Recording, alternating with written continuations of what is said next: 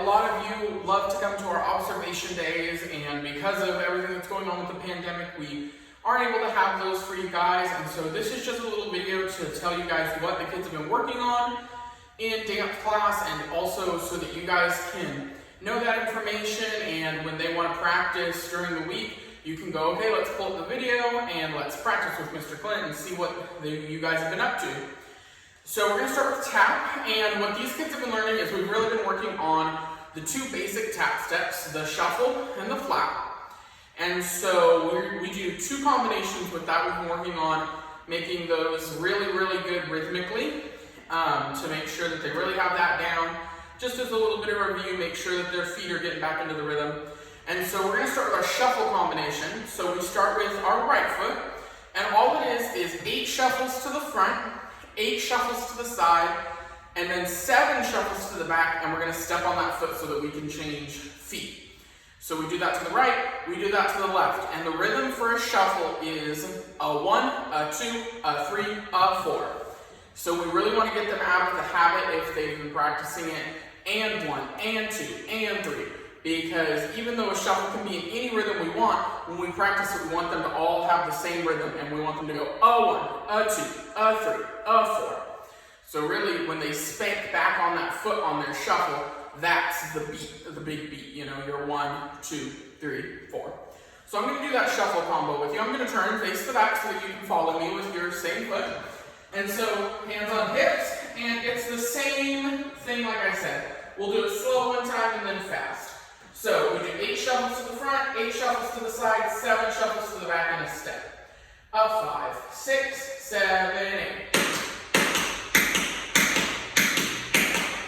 To the side. To the back.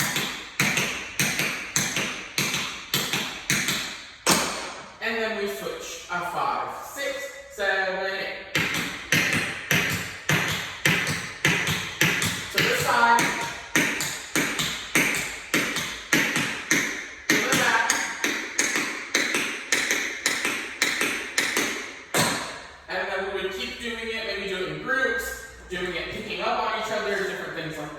So now I'm going to do it a little bit faster, just for if you're getting that rhythm really well, do it a little bit faster. We're always going to practice slow and fast.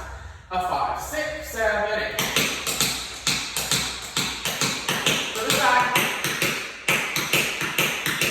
To the back. 5, 6, switch feet. To the side.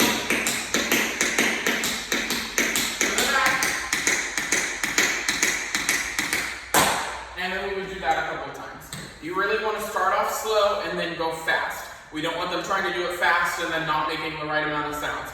Those 2 sounds, you know, we brush it out, spank it back in. The other thing we're working on them with, and this is not just shuffles, but this is all of tap dancing, any moves that they do, is we really want to get out of the habit of using our whole leg. We want to make sure that the sounds are really nice and clean, but we want to make sure that the movement's really small. Because as you get faster, you can't do big movements and be fast. It just doesn't work. So that's another thing we're really working on, is using the ankle for our shuffles. Instead of, we don't want to do that anymore. We're not babies anymore. We don't need to do that. So then the next thing we're going to do is our flaps. So our flap, the only difference between the shuffle and the flap is that one stays on the floor and one doesn't. So our shuffle comes back up off the floor after we brush it out. And then we spank it back in. That's our shuffle, but our flap stays on the floor. I like to tell the kids, if you imagine there's a bug in front of you, you're going to kick the bug, and then you want to stomp on the bug to make sure it's dead. That's the big difference. And so really right now, it's really important that we make sure that they remember that differentiation and that they're doing it correctly, because once we get faster, if they're not doing it correctly, obviously it's not going to sound very good. And so our combo for our flaps is originally, what I do is I just have them do flaps straddling forward, and then we've been adding back flaps in. But really just going on top of the balls of their feet and going flap, flap, flap, flap, flap, flap, flap, flap. Really, that is the most important thing, because it's really making sure that they're staying centered in their core, and And then also, they're making sure that the placement is right. We don't want them to be super out here or super back here. We want them to be right under themselves. So that's really important to do, and then we speed that up at home too. You know, when you're practicing, start slow and speed it up. So then the combo we do is we do 2 flat ball changes and then 4 flaps. So that's with our front flaps. So we do 2 flat ball changes and our 4 flaps forward. So I have them count their hands and their hips again, and we do 2 flat ball changes, and then 4 walking flaps. Again, same rhythm as the shuffle. It's 1, 2, 3, 4. So that ball change is and whatever the number is. And so when we do it, the counts are 1 and 2, 3 and 4, 5, 6, 7, 8. Yeah, so we do that super slow. We're going to go across the floor. 5, 6, 7, 8. 1 and 2, 3 and 4, 5, 6, 7, 8. And just do that a couple times, and then obviously we'll speed it up. This is what it sounds like sped up. 5, 6, 7, 8.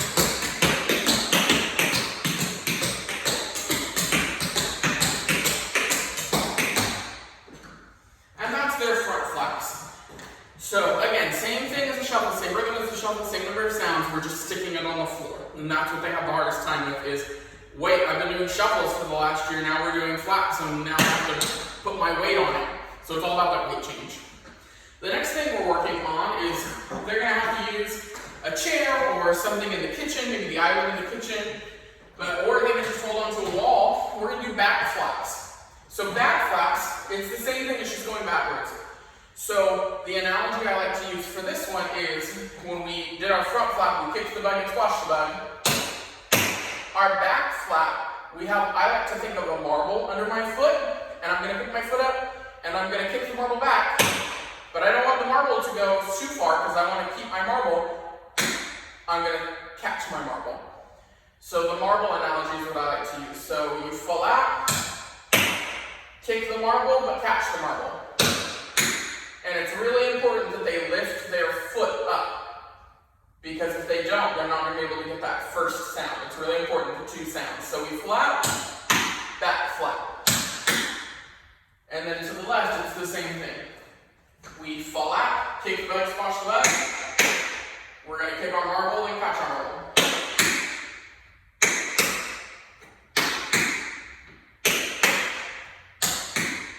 Yeah, and that's a newer skill that we're working on, but it's very, very, very important to work on because it really helps, obviously, with the flaps. It helps differentiate those sounds, but it also helps with weight change, and it's going to help come into play when we do more advanced tap work. And so that's what we've been working on with tap. And so now we're going to go ahead and we're going to move to our jazz and ballet. So now we're going to get into jazz and ballet, what they've been working on with those 2 styles.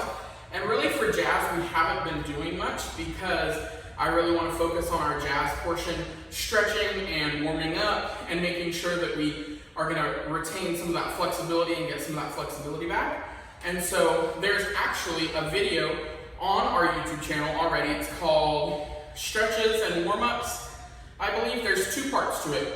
Part 1 is just warming up because it's super important before you do any stretching to physically warm your body up, do some cardio, get your blood pumping, make sure that you're not going to injure yourself while stretching on a cold leg. And then part 2 of that video is the actual stretch portion, and I take you through the whole process, and then if you skip ahead, then the last, I don't know, maybe 5 or 6 minutes of the video is just us stretching with no music and stuff. So it's not really the explanation, it's just her going through and stretching. And so if you want to check that out, you can. Please, please, I highly encourage you, remind your child to stretch. It doesn't take that much time out of the day. Before they get into the shower, after they eat dinner, go, hey, stretch for 10, 15 minutes because stretching once a week is not going to make them super flexible. It just won't. And so, I know that everyone's busy right now, everyone's trying to gather their lives and get them back together, but offer to stretch with them as well. Go, hey, let's stretch together, mom, dad, grandma, grandpa, whoever, I need to stretch too, you know, let's stretch together. And so you guys can watch the video bond together and do that together, and then maybe it won't seem like such a hassle or a task that they have to do. It might just be something fun. And so that's what we've been working on in jazz, is just stretching, really getting our muscles engaged again, working on our glutes, our abs, our arms, things like that. And then in ballet, we've been focusing a lot on technique. And so what I'm going to do right now is I'm going to show you 2 bar exercises that we've been working on. And so these use all of our ballet feet and our port bras, our arms. And so they should know the 5 positions of the feet and the arms already. We've been doing that for a very long time. But what we're working on now is turnout. So what turnout is it is the mechanical way that our hips move when we dance. And so we don't dance very often like this, like I am right now. This is called parallel position. We don't dance like that because it doesn't look very good, and we can turn our hips in and it makes our bodies do very weird things. In fact, we want to turn out. And so what we do with that is this exercise I do, it's called the sticker exercise, is I take a sticker and I put it on their knee. And what I do is, when whatever combination we're doing, I say, if you can see your sticker, you're not turning out right. Because when we turn out, so I'm just going to do a tendu, this is how we normally walk. If you can see my knee is facing you, it's facing this camera. But when we turn out, we're going to take our hip, I always tell them, grab your thigh or grab your hip. We're going to turn that leg so that my knee is no longer facing you, it's facing the outside. That's what turnout is. And so there's a couple exercises that we've been doing to work on turnout, but that's the main goal with this bar work, is to do turnout and make sure that we're getting nice, beautiful techniques, so that when we go and we learn combinations or we learn routines for recital, we don't have to correct a lot of stuff. They have good technique and it prevents them from getting injured or anything like that. So the first combination we do is pliés. And so pliés are going to go through first position, we're going to go through second position, fourth position, and we close in and the combination in fifth position. So all those positions, and we do them on the right and the left. And so we start out with, I'm going to have my imaginary bar right here. I'm holding onto my bar. I'm in first position, arms. And so our preparation for this is first, fifth, second. And we're going to do what's called a demi-plie. So when we plie, that means to bend. We're bending our knees and making sure that they don't go over our toes. So that's the big thing when we plie, is we are not making our knees go over our toes. And the other big thing we do is our bottom. We are going to stick our bottoms out like this. We want to keep our bottoms nice and under us. We want to keep our rib cage open, our chest up. And we're going to do a demi-plie, very controlled. We go down, bring it into low fifth, first, and second again. So I'll show you from this view now. I'm in first position. This is my right arm. We went first, fifth, second, and we demi-plie down and up. And it's very controlled. We're not doing this. We're not Oompa Loompas. We go down, it's very controlled, and we go up. So we do 2 of those, and then we do what's called a grand plie. All a grand plie is it is a plie that is done very low, meaning the word grand, very big. So all the differences between that is you're going to go down, straight backs, bottom under, until your heels can no longer touch the floor. Then they come up. But if you notice, my knees are not over my toes still. They might be right at my toes, but they're not over my toes. So that's super important when we do that grand plie. We go down all the way, and we hold it, and then we come up to our demi-plie, and then we come out. And then what we do is we stretch. So in first position, I take my right arm over, and I'm going to look to the side. I don't want to look down. I'm going to look to the side, arm over my ear, and stretch. We're stretching these muscles right here, and then we switch. And we do the same thing for second, fourth, and fifth position. That's all we do. And then we switch to the other side, do first, second, we go to fourth, and then we go into fifth, yeah?